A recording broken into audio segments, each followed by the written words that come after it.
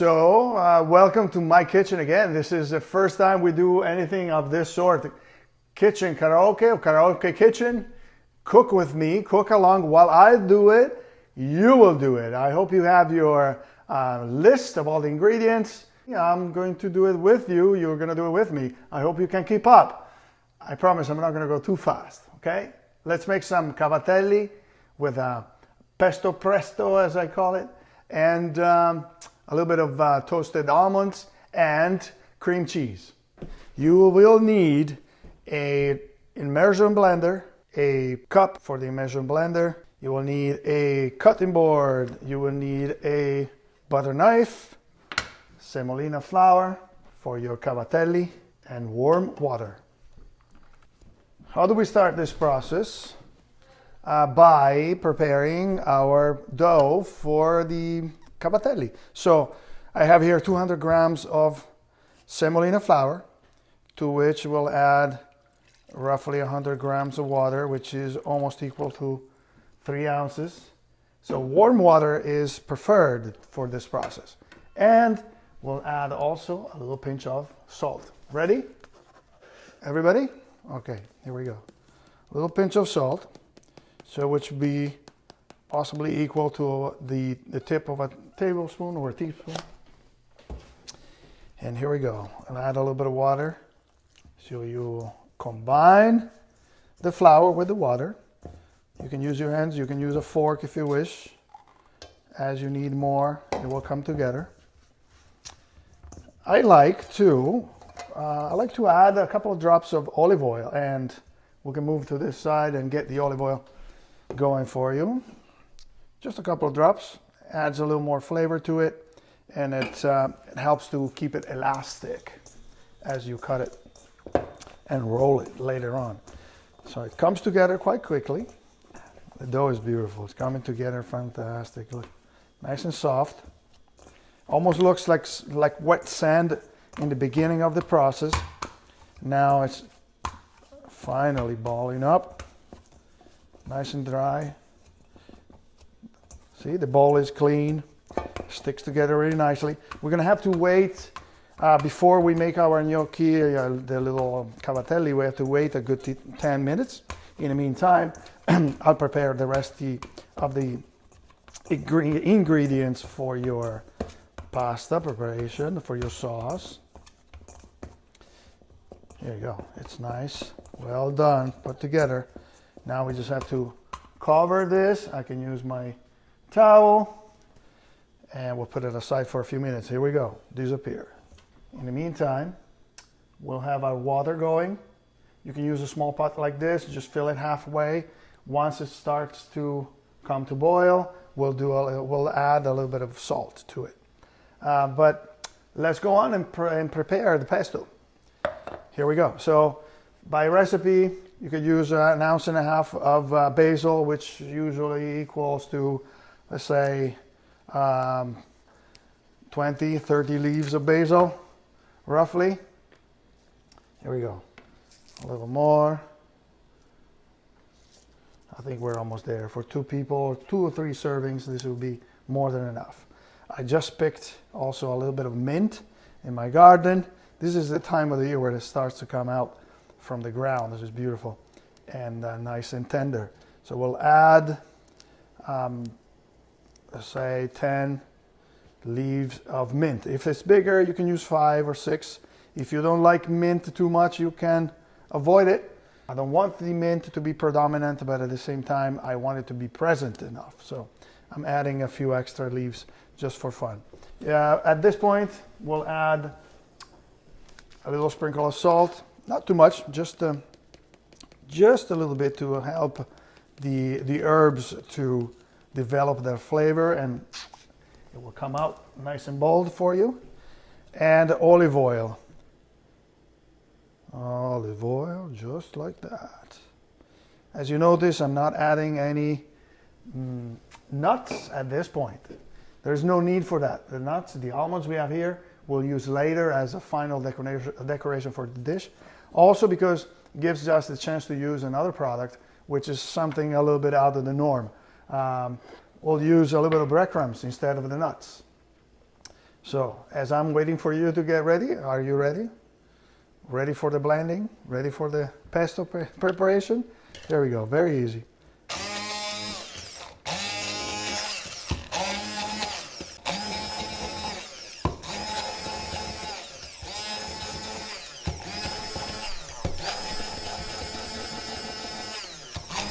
So it's starting to come together now. I think I want to add one little trick to it. And we'll add a little bit more of olive oil. Make sure that we have a little more moisture in there, and the action of blending will be a little easier, smoother. If you want, you can add a few drops of cold water, icy water. All right, we're getting there. Almost there. At this point, I will add a little bit of cold water. Cold, icy water helps a lot. And if you want, you can add also a couple of drops of lemon juice.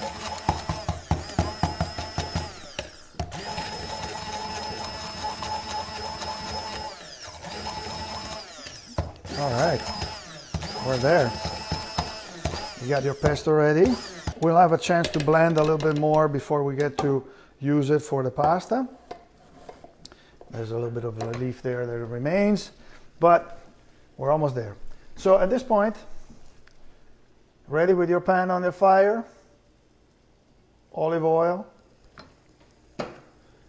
get a little heat on there. There we go. So what we'll do, we'll saute our garlic, clove. Ready? I hope you have your own garlic there. See? Garlic is going in. We'll just leave it like that so it will be easy to spot later on if you want to take it out. It will be easy for you to pick from the pan. We'll split the cherry tomatoes and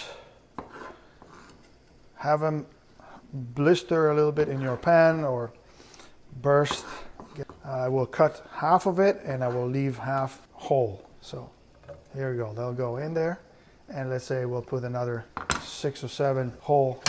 This will be enough for 2 people. So 15, 20 cherry tomatoes will be perfect for 2 people. I like to do a little bit of seasonings, just like that. A little bit of pepper. Crack pepper is fantastic.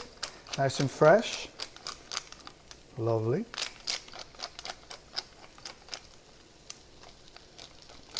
So now what? Now we are at the part where we have to finish our pesto. Make sure that our cherry tomatoes are blistering slowly, not too fast. At the same time, we'll toast the almonds that will go to the top of our dish. See? Keep your fire low under the almonds, otherwise they'll burn very quickly once the oils will start to come out. Lowering the fire on my cherry tomatoes, so they'll go nice and slow. Get a beautiful aroma developing already. This is super fantastic. Water is boiling. So what you do when the water is boiling, salt the water, very important. You can use kosher salt, you can use regular table salt like I'm using right now. Just enough so the water will be slightly salty. Don't forget we put a little bit of a pinch of salt in your pasta, so eventually it will have a nice flavor. You can taste it. Yes, just enough. A little bit of a change for your pesto. It's not, as you can tell, it's not a traditional pesto with all the different cheeses or whatnot, because we will have cream cheese added after to finish the dish. So I'm using a little bit of breadcrumbs in the pesto instead of using a grounded nut of any sort. Sometimes you would use pine nuts or almonds. So in this particular case, also to help to use your leftovers, here we go, a little bit of breadcrumbs in the pesto. It helps as a flavor addition and also to thicken your preparation to make it slightly creamier.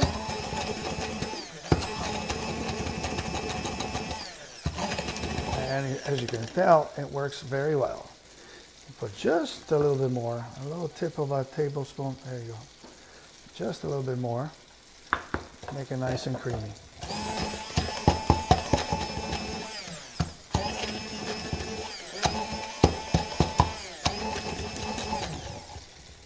Awesome. Once again, look at that. As again, it maintains a pretty good color, and we're going to use it right away, so it won't be too long. See, the tomatoes are getting a little bit of color, just slightly getting translucent. They'll lose a little bit of their juice. The big ones will start to burst in a few more seconds. We're getting there. We're getting there. Now, I think it's time to make some cavatelli. Lower the fire in the water. Make sure that we don't burn our almonds there. Everybody following? All good? We're good to make some pasta? Okay. Set this aside for a second. Let's make some beautiful cavatelli. Remember the dough we prepared earlier? Perfect. So now we'll roll it out. So you have a big, this is going to be a little bit too big for the table here. So you can make it small. If you want them a little bit thicker, a little bit more callous and large, you can do a larger section, a larger size of your roll out here. See, little small increments like that. And then what you do with the back of your knife, you just roll them on the top of your board, just like so. So let's make a few. You know, usually 300 grams of 200 or 300 grams actually of flour will give you enough for between 3 and 4 portions, depending how hungry you are and depending how big your cavatelli will be. The result and the price of this will be a fantastic meal for you and the people that you are entertaining at home. Hopefully your family will be thanking you for this one. And if you do it just for yourselves, more power to you. Keep yourself nice and fed and healthy. I know this is not perfect for social distancing because cooking is always a collegial matter. You know, you always have to share, which is, you know, part of the beautiful art of entertainment. But this is what we have to do. While you're doing this, keep an eye on your cherry tomatoes because they are almost ready. Lower the fire all the way now for the cherry tomatoes. We'll keep them rolling there for just a little bit longer while I prepare a little more of my cavatelli. Keep in mind that you can prepare your cavatelli, and if you want to save them for the day after, if you make a lot more that is necessary for your portions, you can put them in a Ziploc bag. Keep them in a cooler, let's say, if you want for a day, or if you let them dry just a little bit, just briefly, you can freeze them. So use the same Ziploc bag or freezer bag and directly put them in the freezer. Once you get to the point of using them again, you will have to just take them out of the freezer and toss them directly in the boiling water without letting them defrost. Very important, because they hold a good amount of moisture, of course. Cavatelli will cook in 2 to 3 minutes when it's prepared fresh like this. Obviously, if you're using it from the freezer, it will take a little bit longer. Okay, here's your cavatelli ready. So we'll raise the temperature on our water. Water is boiling now. Water is boiling. Ready?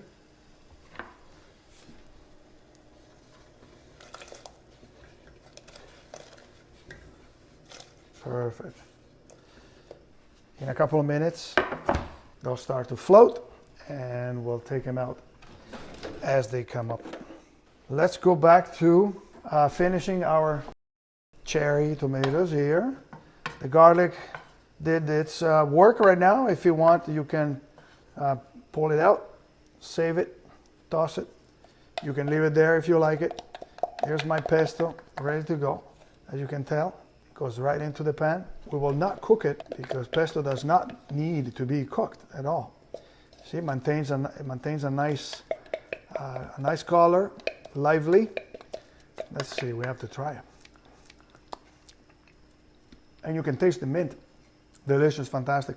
It's a beautiful shout to spring and summertime. Please, spring, come close. Come. Anyways, so there's your pesto ready to go. Now we'll wait until the little gnocchetti are ready to come up. In the meantime, let's prepare a little bit of cream cheese. 1 ounce of cream cheese. We'll break it in small pieces just like that because we want it to melt together once we put the pasta right into the pan. Oh, nice. See the cavatelli that are coming up? They're boiling, bubbling. Let's try one and see if it's ready. Let's try this one. Ready? Awesome. Beautiful. We can do it just like this, or you can use a colander if you want. I'm doing it directly from the pan because I want to keep a little bit of that water. It will help me in a couple of seconds once I toss my pasta in there. If I need a little bit of moisture, I like to use the water where the pasta has cooked, just briefly. Still have a little bit of fire under there. And now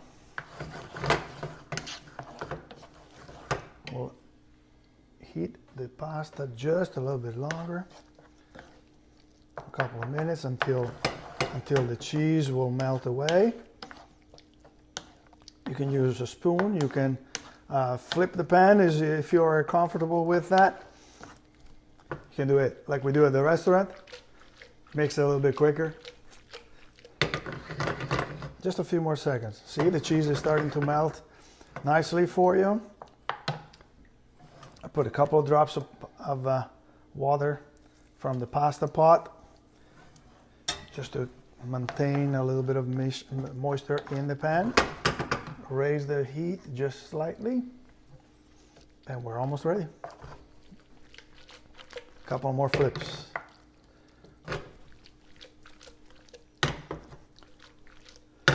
Almost ready. Beautiful, beautiful, beautiful. Here's your cavatelli, ready for lunch or dinner.